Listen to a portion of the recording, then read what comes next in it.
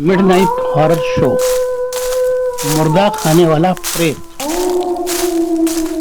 अपने सभी दर्शकों को होली की रंग बिरंगी शुभकामनाएं। नमस्कार दोस्तों, आज के इस स्पेशल एपिसोड में आपका स्वागत है।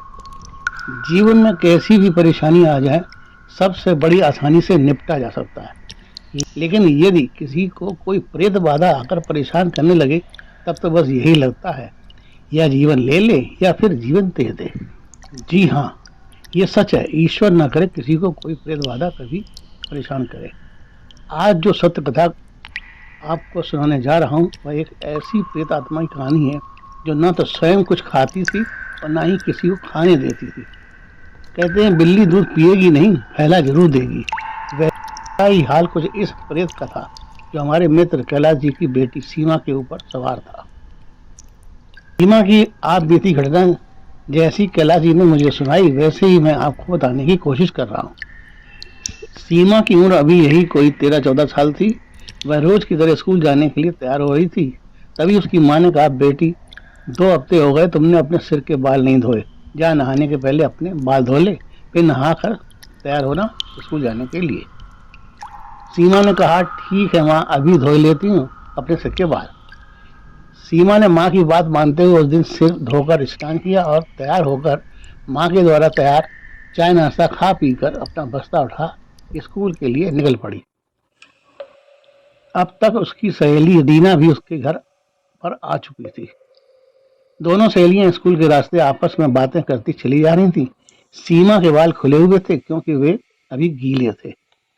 चलते चलते सीमा और रीना एक चौराहे को पार कर रही थी कि तभी सीमा ने हंसते हुए रीना से कहा, क्या यार, ये रोज रोज स्कूल जाते जाते तो बोर हो गई।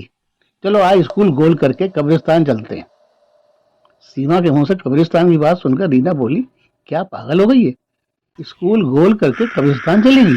कब्रिस्तान कोई घूमने की जगह है कि वहां जाएगी? रीना की बात सुनकर सीमा कड़क कर बोली, तू चलती है नहीं? रीना की कड़क और कुछ बदली बदली सी आवाज सुनकर रीना ने सीमा के चेहरे की ओर देखा। रीना को कुछ ऐसा लगा जैसे सीमा के चेहरे के भीतर कोई और छिपा है जो उससे बात कर रहा है। रीना को कुछ शक हुआ कि हो ना हो कुछ गड़बड़ है जरूर। बस ये बात दिमाग में आते ही रीना ने सीमा से कहा, ऐसा है, अगर स्कूल नहीं चलना चाहती है तो ना चल, लेकिन कब्रिस्तान ना चलकर किसी मंदिर या पार्क में चलते हैं। कुछ देर वहां बैठकर कुछ खाएंगे पिएंगे, फिर घर वापस लौट चलेंगे। रीना की बात सुनकर सीमा बोली, नहीं, मुझे तो कब्रिस्तान ही जाना है, मुझे वहां बहुत अच्छा लगता है। रीना ने कहा, नहीं, मैं कब्रिस्तान नहीं जाऊंगी, तुम्हें जाना तो जाओ। रीना की बात सुनते ही सीमा ने रीना को एक जोरदार धक्का दिया और वहां से भाग निकली। रीना धक्का खाकर गिर पड़ी। जब तक रीना उठती, सीमा भागते हुए दूर जा चुकी थी। रीना वहीं सड़क पर बैठी बैठी सीमा को भागते हुए देखे जा रही थी और सोच रही थी कि आज ही अचानक सीमा को हो क्या गया। रीना झटपट वहां से लौटी और सीमा के घर जाकर सीमा की मां से सारी घटना कह सुनाई। रीना की बात सुनकर सीमा की मां ने अपने पति कैलाश को सारी बात बताई। कैलाश जी तुरंत ही कब्रिस्तान की ओर साइकिल लेकर दौड़े। कब्रिस्तान जाकर देखा सीमा एक कब्र के ऊपर बैठी हंसे जा रही थी। जैसे ही उसने कैलाश जी को देखा, वह वहां से भागी, लेकिन कैलाश जी ने भागकर उसे पकड़ लिया और किसी प्रकार वे उसे अपने साथ घर ले आए। घर आकर सीमा सामान्य हो गई, जैसे उसे कुछ हुआ ही ना हो। सीमा की मां ने उससे पूछा, तू स्कूल न जाकर कहाँ गई थी रीना को छोड़कर? सीमा के पास उसकी मां की बातों का कोई जवाब नहीं था। बस वो यही कहती, मुझे कुछ नहीं पता माँ, मुझे कुछ याद नहीं। सुबह से दोपहर हो गई। माँ ने खाना बनाया और सीमा को खाने के लिए बोला। सीमा ने कहा, मुझे भूख नहीं है, मैं नहीं खाऊंगी। इसी प्रकार रात को भी सीमा ने कुछ नहीं खाया।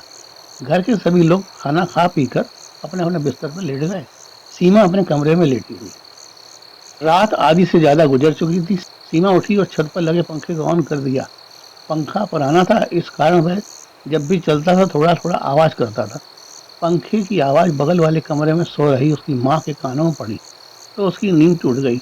वे सीमा के कमरे में नहीं देखा, सीमा बाल बिखेरे अपने तन के कपड़ों को यहाँ वहाँ फाड़े बिस्तर पर पड़ी है और छत का पंखा अपनी स्पीड में घूमे जा रहा था। सीमा की माँ ने कमरे में जाकर पहले पंखा ऑफ किया क्योंकि सर्दी उस दिन अपनी चरम सीमा पर थी। माँ ने कमरे की लाइट ऑन की और फिर सीमा को आवाज दी। सीमा। सीमा माँ की आवाज सुनकर बैठ गई। क्या है माँ, सोने भी नहीं देती। माँ ने कहा, ये क्या बदतमीजी है, कपड़े क्यों फाड़ रखे हैं तूने, और इतनी सर्दी में पंखा चलाया हुआ है, पागल हो गई है क्या, ठंड नहीं लग जाएगी। माँ की बात सुनकर सीमा बोली, क्या बात करती हो माँ, इतना पसीना आ रहा है, कह रही हो सर्दी हो रही है। सीमा की माँ ने सीमा की आवाज पर ध्यान दिया। उसकी आवाज कुछ कुछ बदली हुई सी थी। माँ ने सोचा, इसके पिता कैलाश को जगाती हूँ, पता नहीं क्या बात है। सीमा की माँ बगल के कमरे में गई और अपने पति कैलाश जी को जगाकर सीमा का हाल बताया। कैलाश जी ने कहा, सुबह पंडित जी से बात करते हैं, अभी फोन करना सही नहीं है, क्यों पंडित जी की नींद खराब की जाए। किसी तरह रात गुजरी। न कैलाश जी सो पाए और न ही उनकी पत्नी। हाँ, सीमा जरूर रात भर आराम से अपने कमरे में सोती रही। सुबह हुई, सीमा की माँ ने सीमा को जगाया। सीमा उठी, रोज की तरह नहाई धोई, लेकिन जब उसकी माँ ने उसे नाश्ते के लिए बुलाया तो वह बोली, नाश्ता? नाश्ता भी कोई खाने की चीज है, मुझे तो मुर्दा चाहिए, मुर्दा, एकदम ताजा। सीमा अपनी माँ के पास आई और माँ के सामने रखे नाश्ते की प्लेट उठाकर दूर फेंक दी। सीमा की इस हरकत से सीमा की माँ को गुस्सा आ गया और उसने सीमा के गाल पर एक थप्पड़ जड़ दिया। लेकिन ये क्या, सीमा ने तुरंत ही पलटकर अपनी माँ के गाल पर एक जोरदार थप्पड़ जड़ दिया, जिससे माँ का पूरा सिर भन्ना गया। सीमा उठकर अपने कमरे में चली गई और साथ में न जाने क्या क्या वह बड़बड़ाती रही। सीमा की हरकत कैलाश जी ने भी देखी, लेकिन वे कुछ बोले नहीं। सीमा की माँ से बोले, सीमा से कुछ बात मत करना, मुझे नाश्ता दे दो, फिर मैं पंडित जी के पास जाता हूँ। जैसे ही कैलाश जी के सामने नाश्ते की प्लेट आई, सीमा दौड़ती हुई आई और कैलाश जी के सामने से नाश्ते के लिए उठाकर दूर फेंक दी। मुझे मुर्दा चाहिए, मुझे मुर्दा चाहिए, मुर्दा ला कर दो, मुझे बड़ी जोर की भूख लगी है, जब तक मुर्दा नहीं दोगे मैं तुझे कुछ नहीं खाने दूंगी। सीमा की बात सुनकर कैलाश जी बोले, हाँ हाँ लाता हूँ, अभी लाता हूँ तुम्हारे लिए मुर्दा। कैलाश जी बिना नाश्ता किए उठे और सीधे मंदिर की ओर चल पड़े। मंदिर में पंडित जी अपनी गद्दी पर बैठे माला जप रहे थे। कैलाश जी ने पंडित जी को प्रणाम किया और पंडित जी के पास ही बैठ गए। पंडित जी ने अपनी माला पूरी की और कैलाश जी से पूछा, क्या बात है यजमान, परेशान से लगते हो। कैलाश ने अपनी बेटी सीमा का पूरा हाल पंडित जी को सुना दिया। पंडित जी ने बालाजी की मूर्ति के पास जाकर कुछ देर ध्यान किया, फिर आकर बोले, यजमान ऐसा है, आपकी बेटी है तो किसी बाधा में, अच्छा होगा आप इसे किसी सिद्ध स्थान पर ले जाएं, किसी तांत्रिक वांत्रिक चक्कर में न पड़े, वरना वो आपको बर्बाद कर देगा।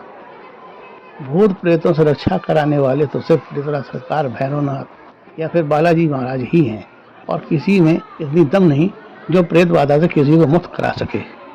कैलाश जी पंडित जी से बोले, ये तो ठीक है पंडित जी, लेकिन बेटी अगर कुछ खाएगी नहीं तो बीमार पड़ जाएगी, शक्ति कहाँ रहेगी उसके भीतर, उसे तो बस मुर्दा चाहिए खाने के लिए, मुर्दा कहाँ से लाऊं उसे खिलाने के लिए। पंडित जी बोले, बात तो आप उचित ही कह रहे हैं, इसका उपाय तो सिर्फ यही है कि आप तत्काल बेटी को लेकर मेहंदीपुर या बागेश्वर धाम सरकार के पास ले जाएं, जितनी जल्दी हो सके उसे ले जाएं, वहां ले जाने से ही संकट कटेगा। हाँ, इतना कर सकता हूँ कि कुछ समय के लिए मैं उस प्रेत को शांत कर सकता हूँ, लेकिन कोई गारंटी नहीं कि वो प्रेत मेरे तंत्र से शांत ही हो जाएगा। कैलाश जी बोले, आप करिए तो सही, जो उपाय आपसे बन सके कीजिए, मैं उसे अभी मेहंदीपुर बालाजी महाराज के पास ले जाता हूँ। कैलाश जी की बात सुनकर पंडित जी मंदिर में स्थापित बालाजी की मूर्ति के पास गए और बालाजी के सम्मुख कोई मंत्र पढ़ते हुए बालाजी की मूर्ति से थोड़ा सा चोला लेकर एक छोटी सी कटोरी में रख दिया और वह चोले की कटोरी कैलाश जी को देते हुए बोले, ये चोला बेटी के माथे पर लगा दीजिएगा, बालाजी के पास सब शांत हो जाएगा। कैलाश जी वह चोले की कटोरी लेकर सीधे घर आए और अपने दाहिने हाथ की एक उंगली से थोड़ा सा चोला लेकर सीमा के माथे पर लगा दिया। चोला लगते ही सीमा एकदम से फड़फड़ाने लगी, लेकिन कुछ ही देर में वह शांत हो गई, जैसे उसे कुछ हुआ ही ना हो। कैलाश जी ने अपनी पत्नी को बोला, एक दो जोड़ी कपड़े किसी बैग में डाल लो और अभी तुरंत चलो, सीमा को बालाजी ले जाना है, वहीं अपनी बेटी की जान बच सकती है, वरना कुछ भी हो सकता है। कैलाश जी ने आगे बताया कि वे, उनकी बेटी सीमा और पत्नी तीनों लोग बालाजी के मंदिर में पहुंचे। मंदिर में इतनी भीड़ थी, कहीं पैर रखने की भी जगह नहीं थी। बालाजी के दर्शन के लिए सुबह 4 बजे ही लाइन लग गई थी, जिसमें कम से कम 200-250 आदमी खड़े थे। सुबह 4 बजे ही कैलाश जी भी अपनी पत्नी और सीमा बेटी के साथ लाइन में लग गए।